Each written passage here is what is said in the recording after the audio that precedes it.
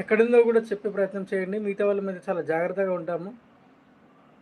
Naresh hi hi.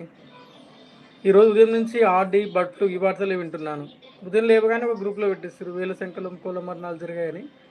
దయచేసి మీకు అలాంటివి ఏమన్నా కనిపిస్తే డిలీట్ చేయండి. మనమే స్ప్రెడ్ చేసుకోవద్దు. బర్డ్ ఫ్లూ వస్తుంది, కోళ్ళు చాలా చనిపోతున్నాయి అని మనమే స్ప్రెడ్ చేసుకోవద్దు. తిన్నా వేణు, థ్యాంక్ యూ. మనమే స్ప్రెడ్ చేసుకోవడం వల్ల నష్టపోయేది కోళ్ళ పెంపకదారుల మనమే. మనకేమో కొంత జాగ్రత్తగా ఉండాలి అన్న ఉద్దేశంతో మనము వారికి వీరికి పంపిస్తుంటాము.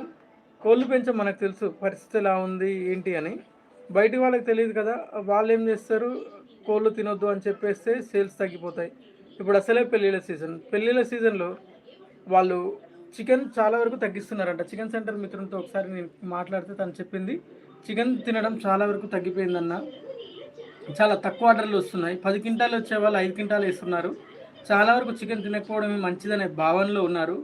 మన వాళ్ళే అనవసరంగా అక్కడ ఆడి వచ్చింది, ఇక్కడ బ్లడ్ ఫ్లూ వచ్చిందని మన వాళ్ళు ఎక్కువగా దానిని వైరల్ చేస్తున్నారు. దానివల్ల మనమే నష్టపోతున్నాము. ముందు అవి షేర్ చేయడం తగ్గించాలి అని